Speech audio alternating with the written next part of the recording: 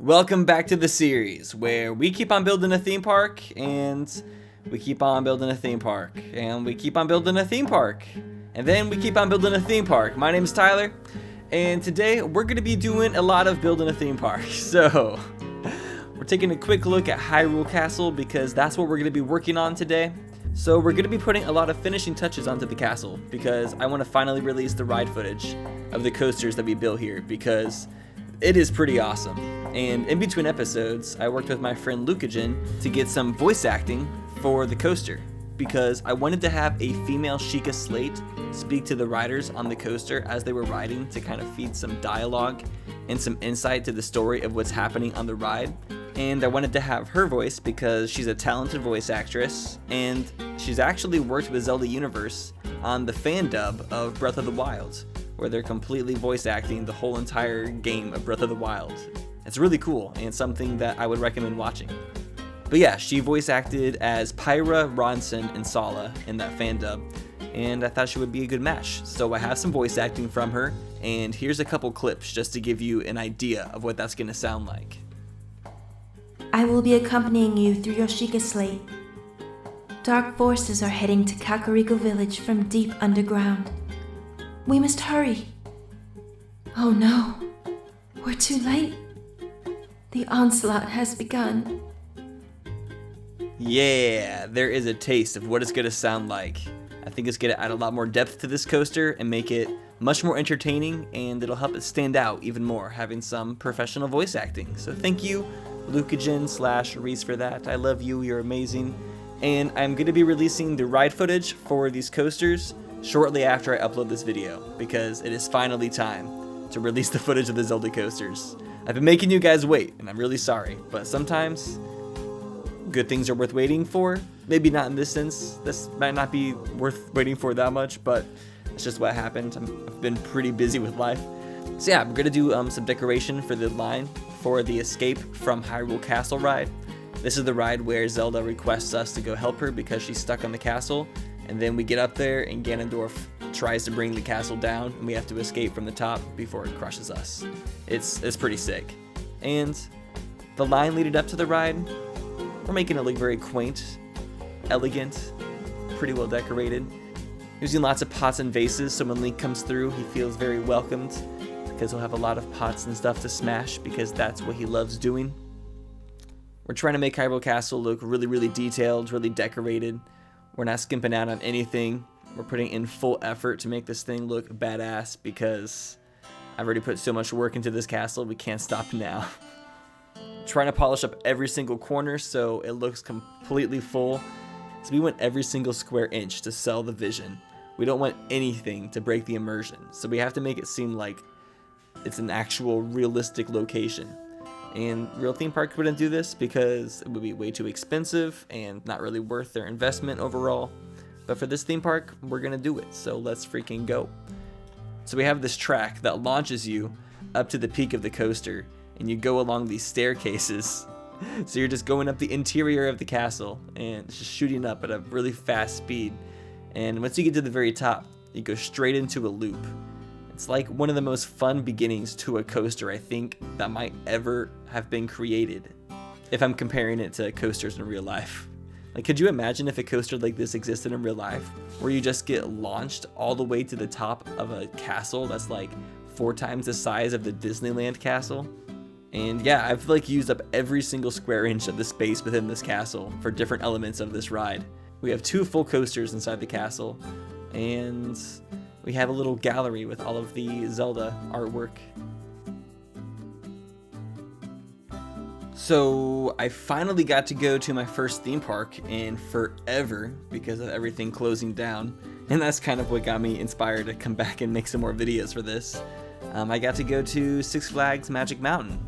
I got a season pass because they're really discounted right now, and Magic Mountain's a good theme park to go to because it's very hilly, so whenever you go you get a lot of like good, it's like going on a hike while also going to a theme park. And one of the best parts about going was I got to ride their coaster X2 for my first time, which ended up being one of my favorite roller coasters of all time. Now this coaster is a 4th dimension coaster, which means the chairs that you sit in can spin 365 degrees and like a tilt that goes forward and backwards. So you like lean forward, you can like somersault around. And the chairs are programmed to spin while you're on the coaster. And it's like a full-size coaster with loops and corkscrews and everything. And like the chairs spin while you're on it to change the type of G-force you get on certain drops and different elements. And it's the craziest feeling ever. It feels so good. Like it's programmed to make all of the elements that you go through feel so amazing on your body. And it was just such a wonderful experience, and I felt re-inspired. And I realized that we don't have a 4th dimension coaster in this theme park. So that's gonna be the next type of coaster we build, because I think it would be sick to have something like that here. Throw in some lights onto the track outside so you can see the coaster from a distance at night. And then this is the room where the train is gonna stop for a moment so we can hear some dialogue. The train's going to go in here, and Ganondorf is gonna be like, "Oh, you fell into my trap, now I'm gonna bring the castle down." And Zelda's gonna say, "Ah, get out, get to safety." And then we'll launch out, and that's when we start the descent, which is where the coaster gets really crazy. But yeah, we're gonna do a lot of lighting out here. Lighting's that one thing that I always feel like I'm falling behind on, because it requires so much. The lighting effects don't spread very far, like the light radius isn't that far, so you have to put a lot of lights to light everything up. But it's okay. I kind of prefer it that way because it adds a more dramatic effect, and you have a lot more freedom to make it look really, really good. Yo, we're just throwing details into this castle. I'm going full on detail mode in every single room. At this point, you would think I'd be a little bit more sparing to try to have less objects in this theme park, but nah, I don't even care anymore. I'm just throwing as much in here as possible. If this part crashes, that would be very sad. I actually hope it never does. If I can keep working on this park for 3 more years, then I wouldn't be mad, honestly. It'd be kind of dope. I think they've also officially released all of the DLC for the console version of Planet Coaster, so that's kind of cool as well. Makes me wonder if they're going to finally start making some other stuff for it, or if we're going to get some updates in a new game. I don't know. I'm curious. But I think just like that, we have completed everything on the Zelda castle. I think it's like 99.9% done, so expect the full videos on that in the near future. But now, let's go ahead and work on something else, because we don't want the video to be that short. So we're going to come back to the Wild Mouse coaster that we have in the city that's inside all of the buildings. And we're going to start making sort of an optical illusion room for one of the rooms, because every single room of the coaster has a different theme to it. So we're going to have it be a 3-dimensional chessboard. We're going to put checkered tiles on the walls, ceiling, and floor, and put chess pieces coming from all directions. Pretty much this coaster consists of a bunch of different little themes and ideas that I had for ride scenery that I couldn't fit into anything else except isolating it off into little rooms of this coaster. I always have a weird time editing the Wild Mouse coasters. The track type that they use just edit really strangely, but it all worked out in the long run. But I will admit that I struggled quite a bit trying to make this room look good while still maintaining the checkered pattern. It ended up turning out a lot nicer than expected, and I'm really happy with this end result.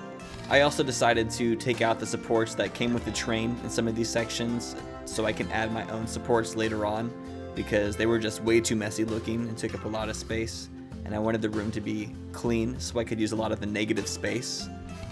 Also, making a room dedicated to chess almost makes me want to become one of those chess streamers who only streams himself playing games of chess. The only reason I shouldn't is because I'm not that great at chess. I'm alright at it. I like chess. I played it when I was a kid. My grandpa taught it to me, and I played it a lot with him. But I don't know if I could play at a level to where I'm expected to do well. It's kind of funny how Twitch ended up even like creating a platform where a game like chess could flourish and do well. It's so funny. But the real question is, what is the best chess piece? I'm gonna have to go with the bishop. Just being able to only go diagonal, something about that resonates with me, and I can't really explain why. But yeah, we're adding some supports. I'm just using some columns, having them jet out from the wall. Not the best solution, but I think it works for this room. This coaster is kind of a mess anyways. It's a bunch of different stuff just thrown together. Here's a really, really quick like sped up run through of what it looks like going through. It'll look better in the finished video. And the next thing I want to do is I'm going to be putting some water textures onto the ceiling of our underwater room, because we have this room decorated as the coral reef, and we have this water video texture, so if we put it on the ceiling, it really makes it look like we're underwater, and it just sells the whole entire effect way more. What if I did it for the walls too? That might be too much. I think the ceiling is okay. With it being just the ceiling, it makes it seem like we're in a room that's underwater, which is more so what we're trying to go for here. But that's just an extra little effect that I added that I think makes it look nice. Now this next room, we're just gonna go with FBI lasers. We're gonna make it seem like it's just the most high security vault ever and have a ton of different laser colors. It's a really random effect that I'm adding here, but I thought it looked cool, just having all the overlapping colors in the grid. And you slowly go up a chain lift in this room, so you can just look around you for a second and just take in all of the stimulation for a moment before going out the window and into the underwater room. Every theme is so random, but they all go together somehow. But this is definitely a rainbow room, and we're gonna make this little pit over here that you first dip down into. This is the first drop of the ride. I'm just gonna fill it with a bunch of different colored lights that are just spinning in circles. We should probably have a seizure warning for this ride, but I thought this looked cool. It reminded me of like Skateland, one of those indoor skating complexes that have all the lights everywhere. But yeah, the overall theme for the inside of that building is neon rainbow. Neon rainbow, way better than regular rainbow, because it makes you feel like you should be at a rave. And then this room, we're going to have a bunch of neon signs on all the walls, kind of like you're inside some old-fashioned restaurant that's like themed after Route 66. Just plastering them everywhere. You only go through this room for like 2 seconds, so you don't really see much, so I didn't want to spend too much time on it. But I think neon looks really cool. And on top of that, we're sending some subliminal messaging to the people riding on the coaster. They're gonna come through here, and then as soon as they get off, they're gonna really be craving ice cream, fries, chop suey, donuts. Pretty much every single neon sign that they see is gonna ingrain the idea of eating delicious food into their brains, and they just will not be able to resist. Now this room is very long and skinny, and I wasn't really sure what to do with it, so I decided to have some fun with the particle effects, and I made it a rainbow mist room. So you go through here and you're just going through these particles effects that are changing colors, and it looks super trippy as you're going through it. I like having this overall rainbow theme for this ride. Not every single room utilizes rainbows, but it's cool just seeing all the neon colors everywhere. This ride is very fun, colorful. Most of the rides in this park are not very colorful, so it's nice to have something that's just like switch it up a little bit. And then on top of that, it's Pride Month. So let's go ahead and show some pride for LGBT and have some color thrown into the park. Why not? Let's pop off. We gotta show that we're allies, man. Also, let's go for a comment question of the day today. What is the first theme park that you want to go to whenever you're able to travel again? I'm sure most of you watching this series probably enjoy going to theme parks and are looking forward to the full reopening of all the theme parks. So yeah, let me know what you guys are planning to go to in the next year or two. I'm kind of interested to hear your plans. I think it'd be kind of insightful in a weird way. It'd also just be cool to hear you guys have plans to go to different theme parks in different places of the world that I couldn't even go to, but then just hearing somebody's plans about it. So yeah, let's have some conversations about that down in the comments. I have quite a few parks I want to go to because I have a season pass for Cedar Fair, so that means I can go to a lot of the different theme parks across the US. I've already been to Cedar Point and Kings Island and Knott's Berry this year, so I'm going to try to go to NorCal and hit up one of the theme parks up there. California's Great America. That's probably the next new theme park I'm going to go to. The ride I want to ride there the most is the Railblazer. It's their new single rail coaster that whips you around these tight little fast elements, and it's just like it's a quick, smooth ride, but it's like a new favorite of lots of people who go to that park. Okay, so this room we're decorating, I went for a pretty easy theme. I went for an Aztec theme and just put some stone statues in here.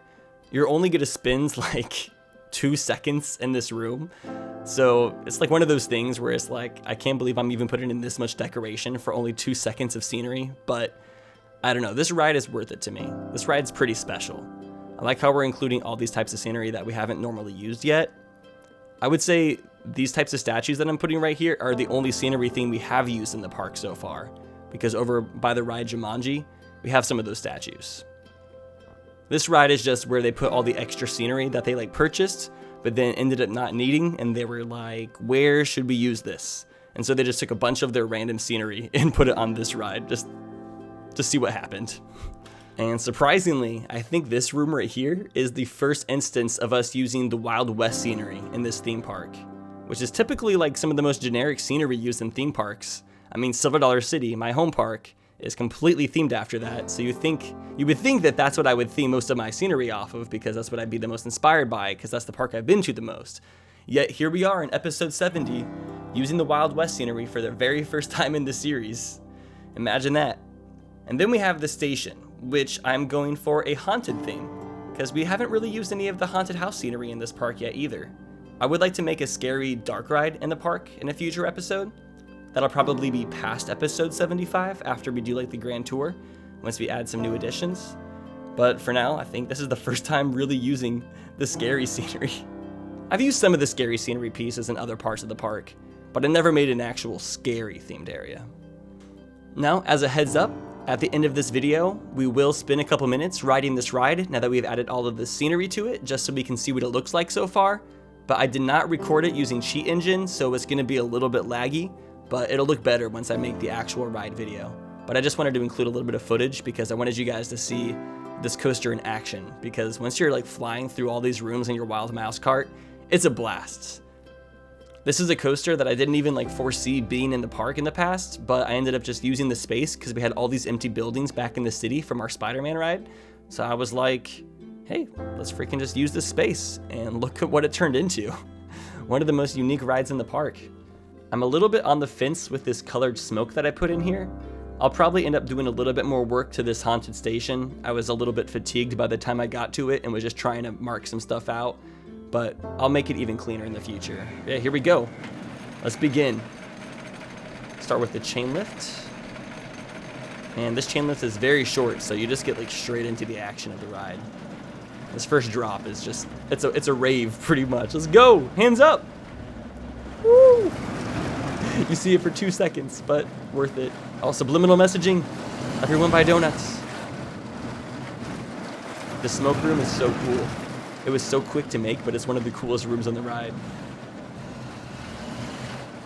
This section's probably the neatest. I love all these custom crystal models. Woo! That hill right there is a little bit iffy, but I didn't have much space to work with.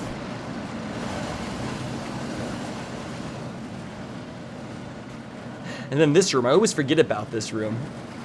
With all the creatures in the cages. I can hear them. I should have looked to the left when I was recording. Oh well. Next time.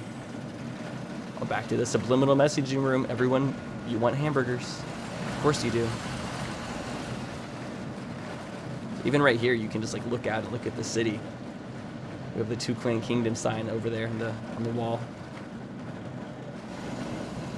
This is the crazy room.